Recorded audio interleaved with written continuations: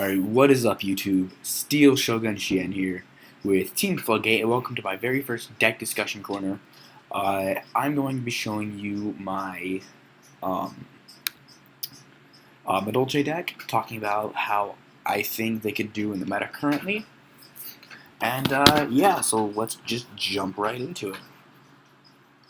So first off, starting the normal monster line, we have two Effect Veilers, because you know, you don't want to run into things like, say, norden. You don't want that effect to go off. You know, he's just kind of in here to stop opponents from making plays, obviously. So next up, we have to have the 3 Angeli. For those of you who don't know Angeli's effect, you can tribute it, special summon a Madolche from your deck, and then shuffle it from your field into the deck during your next end phase after this card's activation. Or during your next end phase, I forget. During the end phase of your next turn. So yeah, so you basically have it for 2 turns. And then next we play 3 Hoot Cake. Because you obviously need it. Normally you're going to go into Angeli, into Hoot Cake. Hoot Cake's effect, banish it to go into whatever. So yeah. Next up we play 3 Madolche, because level 4. And then you're just going to want to add one to your hand, because it's basically your basic searcher. Next up we play 3 Gelato. Very similar to Madolche, except instead of adding a monster to your hand, you get to add a Madolche spell or trap card. So basically, the only way this effect works is if you have a beast-type monster, like Hoot Cake or Muflo. So yeah, next up we play 2 Mufle, who, when he's normal summon, is special Madolche from your hand. So a popular combo was Mufle, Gelato. It works, or Mufle, Angeli, Hoot Cake, Gelato, Chateau, or your ticket, or whatever you need to do. Next up, we play 1 Pudding Cess, because you know you just need the one. So he gains the 800 attack, and then when it battles an opponent's card, you can target. It just pops one of your opponent's card when he battles a monster. So, or yeah, when you battle a monster. So right there, you get to just destroy your opponent's stuff. So you can Angeli into that if you just need to sit on it for a little while. Especially if you can make it so it's not destroyed by battle. So if you can protect it, you're perfectly fine. So next up, we play 1 Book of Moon. Then we play 1 copy of Double Summon. Now, I love this card in this deck. I'm actually thinking of bumping this card up to 2 because Madolche's effect only works when it's normal summoned. Now you have the ability to get off multiple plays in 1 turn. So say Madolche, say you open up with Double Summon and Madolche, and that's it. So Madolche, add say Angeli, Double Summon, or normal Angeli, tribute Angeli, special Hoot Cake effect, banish Angeli, go into say Gelato or another Hoot Cake or whatever you're going to go into. Now then you can either go into say another Hoot Cake or a Mufle. Their effect, special Levire's effect, special Angeli overlay with Madolche into Tiramisu or 101 or Exciton, Castella, or Abyss Dweller, and then you're just getting your plays off over and over and over again. So yeah. Next up, we play 2 copies of Instant Fusion because you need it just for silly plays, and I'll demonstrate some of them later. But yeah, next up we play Madolche Chateau. This card is really good because with this combo with Madolche Ticket is, I believe, a free +2. So when it's activated, you shuffle all Madolche monsters from grave into the deck. That right there is just enough to make this card fairly good because you're getting the recycling effect. Plus, all of them gain 500 attack and defense. That's pretty good. Then if a monster in your graveyard would be returned to the deck by the effect of a Madolche monster, so when one of your Madolche monsters get destroyed, they would go back to your deck, you can add it to your hand instead. So now, your monster's getting destroyed. Instead of going to the grave, it's coming back to your hand to get reused again. Or you can combo that with double summon and get the normal summon again. and just break the game. Then you have Madolche Ticket. When returned from your side of the field or graveyard to your hand or main deck by a card effect. Notice I said hand or main deck. Add one Madolche from your deck to your hand. So Chateau just added your monster back to your hand, plus you're getting the free search from your deck. And then if you control face-up fairy-type monster, you can special summon it right from your you can special summon a monster from your deck in face-up attack position instead of adding it to your hand. So you're either getting field presence, or like you're automatically getting your monster back to your hand, plus another one from the deck if you control an Angeli or Pudding Cess, my bad.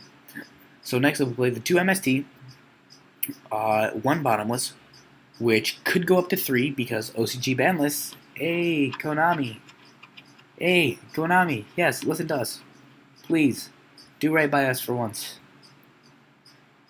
2 Fiendish Chain because, you don't want to ever have to deal with some of that evil stuff.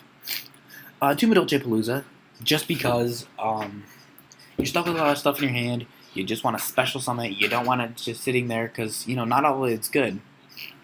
Plus, it just sets up a lot of overlays and OTKs. 2 Mirror Force because you don't want to, playing against a deck like Ignites gets annoying. It's not fun. 1 Ring of Destruction. 1 Solemn Warning because, Ignites, Pendulums, Necros. The one deck that is the only perfect counter to this deck, in my opinion. Noble Knights. Trap Stun, because just 1 copy of it because it just gets annoying. And then 1 copy of Vanity's Emptiness. So here's the perfect thing about this. Their effects to come back to the deck is they get annoying because they keep recycling, and a lot of decks these days focus on beating you quickly or running you out of resources. Yang zings. So because of that, they just keep going back to the deck and they don't die. Now, if you take a look at my side deck, or what I have side decked right now, these are not the actual side deck. This is in here more of things that I'm testing, or I was testing. The 2 Swift Scarecrow I was testing instead of the 2 Effect Veiler because, your monsters get destroyed. You don't always have a good field presence once they get over your XCs. If you can't beat them quickly, then, you're going to have some problems. So you just discard it, whatever. But Effect Veiler turned out to be better because it just stops player plays altogether. 1 Regeki. See, Regeki is amazing, but this is only a side deck card, in my opinion, because think about all the decks that just simply plus off this nowadays. Okay, well, Yang Zings, Burning Abyss, Shadalls, 3 decks that are going to be, in my opinion, amazingly amazingly a thing. Plus, you have to worry about decks coming out. I'll cover that stuff in a later video. But now, you just gotta worry about it. Mind Crush. Okay, Mind Crush is a very big thing for me because you don't want to play mistakes because you're getting a lot of searches. That was my original thing. Mind Crush is good because they stop your opponent's searches. But if your opponent's playing a deck that doesn't search that much, Mind Crush isn't that good. So I keep it in the side deck. And then 3 Reckless Greed. The problem with this is we play a lot of traps and not that many, not a good proportion to the monsters. So, because of that, the 3 Reckless weren't really working if you didn't draw into good stuff. So, yeah. And then, that's just basically all you can really say. So I replaced them with some basic staples. Trap Stun actually really works with the deck because, I replaced the Reckless with the Trap Stun, and then 2 Mirror Force. Mirror Force because you don't want them just destroying all your stuff all the time. And Trap Stun because, your opponent, say, is playing something like you can't get over. Like maybe they're playing Tyrant's Throws in Ignites, or maybe a Vanities and you can't destroy their stuff because your monsters aren't that strong, remember. And your strongest monster is really only going to be Madolche Pudding Cess, and that's 1,000. If you don't have Chateau out, I mean, Messenger Gelato is really not that strong. So you can't really get your normal summons. I mean, Messenger Gelato maybe. But without that 2100 boost, he's not really that good. So then you run into problems like, yeah. So without those 2-turn draws, you're kinda SOL. So now we're gonna move on to the extra deck. I play 1 Fusionist because level 3s, 1 Parapsychroid, and then 1 copy of the new Elder Entity Norden. So you can play Fusion 1 Synchro and 1 Xyz, or 1 Synchro or Xyz, and then another Synchro Xyz. When you special summon, target 1 level 4 lower in your grave, special summon it, its effects are negated, and banish it when this card leaves the field. Okay. Norden into Angeli or Messengelato. Now you can overlay either of those with, say you have another monster in your field.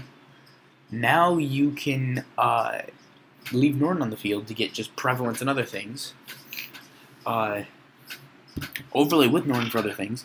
Plus, Norden's a fairy, so that gives you instant usage with Ticket and Chateau. So you're just gonna plus straight off of that. Next up, we play 1 Abyss Dweller, because, you know, if you are playing Regeki or playing against a deck that this thing has an issue with, yeah, we don't like you burning Abyss. Castel, obviously. Exiton, you're not really going to go into it that much but in dire situations, you're going to want it. 2 Cowboy, because if I'm correct, and we do follow Bottomless, at least even going up to 2, they're going to banish at least 1. And you're going to want to have another one to just burn for game, because people are going to get mad and not expect it. 2 Levier. This card is must at 2. Like, don't play it at 3, don't play it at 1. Because you're banishing with Hoot Cake so much, and you're going to need to recycle those Angelis. So you have to have this. You've got to have it. Next up, play 1 Pudding Cess Chocolat a la Mode, because Pudding Cess plus Parapsychroid, or with Tiramisu. But I'm just going to read this to you guys. Tell me what you think. Think about this. You can also 2 level 5 Earth monsters. You can also exceed summon this card by using a rank 4 or lower Madolche exceeds monster you control as the exceeds material. Exceeds materials become exceeds materials on this card. Once per turn, you can target 1 Madolche card in your graveyard, shuffle it into your deck. While this card has Madolche Pudding Cess and an exceeds material, while Madolche card in your graveyard is shuffled into the main deck, except during a damage step, you can detach 1 exceeds material on this card, special summon 1 Madolche from your deck in attack position or face down defensive position. So now right there, that works with Chateau and Ticket, getting you a free adding, a special summon, and if it has Pudding Cess, you're just going to keep plussing off of that card, like heavy pluses. Plus it's a 25 beater. So now, you know, that's pretty freaking good. Next up, we have 2 Tiramisu, detach 2 level 4 Madolches. Once per turn, you can detach 1 exceeds material from this card, target 2 Madolche cards in your graveyard, shuffle them into your deck. Also, after that, shuffle cards your opponent controls into the deck up to the number of Madolches returned. So you're bouncing 2 and returning 2 to your deck. Why does that sound amazing and kind of broken? Especially since you can go right into Chocolat a la Mode. Next up, we play 1 Shark, and then 1 Leviathan Dragon. So, how do I think these things can do in the meta? Well, you're playing against decks like Ignites, Necros, Burning Abyss, Shaddolls, and Yangzings. We're going to say those are the few decks we're playing against. Well, we have an issue with Ignites just because they'll go into something like Rongo Miniad, and we can't really get over it. Yangzing, they're just annoying because they never stop, like, dying. Don't get me wrong, they're one of my favorite decks of all time, and I love playing them. But they're annoying to play against, especially if they go into a first turn Chao Fang. Or they get Chao Fang late game with Bayan or Zafranu, shutting down my deck. And the only way we can stop it is, oh wait, we can't. Effect Veil only works on your opponent's turn. So the only way you can do it is with Fiendish Chain, Ring of Destruction, or Mirror Force, if you don't have one of these things face down, and he's not, like, you know, being something with Bixie, Like he would be Chiwen, Bayan, or Chiwen, Zephranu, and Bixie. Jeez, I can't talk today. But yeah, so Burning Abyss, we don't really have a terrible matchup because we just bounce the Dante's back. The only thing we really have to worry about is Farfa or some of the other level 3s they can go into, especially if they're playing the rank up version with Astral Force going into Pleiades. But yeah, Necros, we don't have a terrible matchup with, as long as we can get stuff out first. Usually if we go first, we do pretty good in the matchup. If we don't, we have a little bit of a tougher time because we can't get our setups as easily.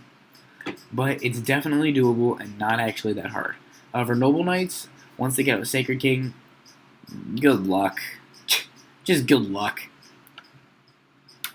But I think Norden definitely helped us out. I think we're going to be doing... I think we could come back this meta as at least rogue. Yeah. So this has been the first deck discussion corner for Team Floodgate. So if you like the video, give me a like, comment, subscribe, and follow us on Facebook at Team Floodgate. So yeah, guys, hope you enjoyed the video. If you do, give me a like, and yeah, peace.